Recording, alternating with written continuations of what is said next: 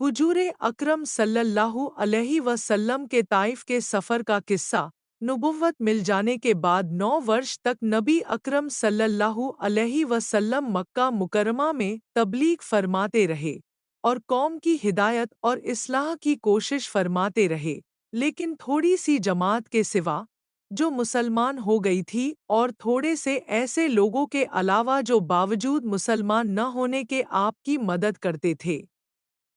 अक्सर कुफ़ारे मक्का आपको और आपके सहाबा को हर तरह की तकलीफ़ें पहुँचाते थे, मजाक उड़ाते थे और जो हो सकता था, उससे दरगुजर न करते थे। हुजूर के चचा अबू तालिब भी उन्हीं नेक दिल लोगों में थे जो बावजूद मुसलमान न होने के हुजूर की हर किस्म की मदद फरमाते थे। 10वें साल में जब अबू तालिब का भी इंतकाल हो गया तो काफिरों को और भी हर तरह खुले मुहार इस्लाम से रोकने और मुसलमानों को तकलीफ पहुंचाने का मौका मिला। हुजूर इस ख्याल से ताइफ तशरीफ गए कि वहां बीला सकीफ की बड़ी जमात है। अगर वह कबीला मुसलमान हो जाए तो मुसलमानों को इन तकलीफ से निजात मिले और दीन के फैलने की बुनियाद पड़ जाए। वहां पहुंचकर बीले के 3 सरदारों से, जो बड़े दर्जे के समझे जाते थे, गुफ्तगू फरमाई और अल्लाह के दीन की तरफ बुलाया और अल्लाह के रसूल की यानी अपनी मदद की तरफ मुतवज्जह किया, मगर उन लोगों ने बजाय इसके कि दीन की बात को कबूल करते या कम से कम अरब की मशहूर मेहमान नवाजी के लिहाज से एक नौवारिद मेहमान की खातिर मुदारात करने से साफ जवाब दे दिया और निहायत बेरुखी और बदअखलाकी से पेश आए। उन लोगों ने यह भी गवारा न किया कि आप यहाँ क़ियाम फरमा लें। जिन लोगों को सरदार समझकर यह बात की थी कि शरीफ होंगे और मुहज़्ज़ब गुफ्तगू करेंगे, उनमें से एक शख्स बोला कि ओहो, आपको ही अल्लाह ने नबी बनाकर भेजा है। दूसरा बोला कि अल्लाह को तुम्हारे सिवा कोई और मिलता ही नहीं था जिसको रसूल बनाकर भेजते। तीसरे ने कहा, मैं तुझसे बात नहीं करना चाहता, इसलिए कि अगर तू वाकई नबी है जैसा कि दावा है तो तेरी बात से इनकार कर देना मुसीबत से खाली नहीं। अगर झूठ है तो मैं ऐसे शख्स से बात नहीं करना चाहता। इसके बाद उन लोगों से नाउम्मीद होकर हुजूर अकरम सल्लल्लाहु अलैहि वसल्लम ने और लोगों से बात करने का इरादा फरमाया कि आप तो हिम्मत और इस्तिकलाल के पहाड़ थे, मगर किसी ने भी कबूल न किया, बल्कि बजाय कबूल करने के हुजूर से कहा कि हमारे शहर से फौरन निकल जाओ और जहां तुम्हारी चाहत की जगह हो वहां चले जाओ। हुजूर अकरम जब उनसे बिल्कुल मायूस होकर वापस होने लगे तो उन लोगों ने शहर के लड़कों को पीछे लगा दिया कि आपका मजाक उड़ाएं, तालियां पीटें, पत्थर मारें, हत्ता कि आपके दोनों जूते खून के जारी होने से रंगीन हो गए।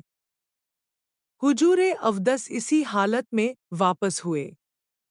जब रास्ते में एक जगह इनसे शैतानों से इत्मीनान हुआ तो हुजूर ने यह दुआ मांगी, अल्लाह तुझी से शिकायत करता हूँ, मैं अपनी कमज़ोरी और बेकसी की और लोगों में ज़िल्लत व रुसवाई की। ए मेरे रब, तू ही जोफ़ा का रब है और तू ही मेरा परवरदिगार है।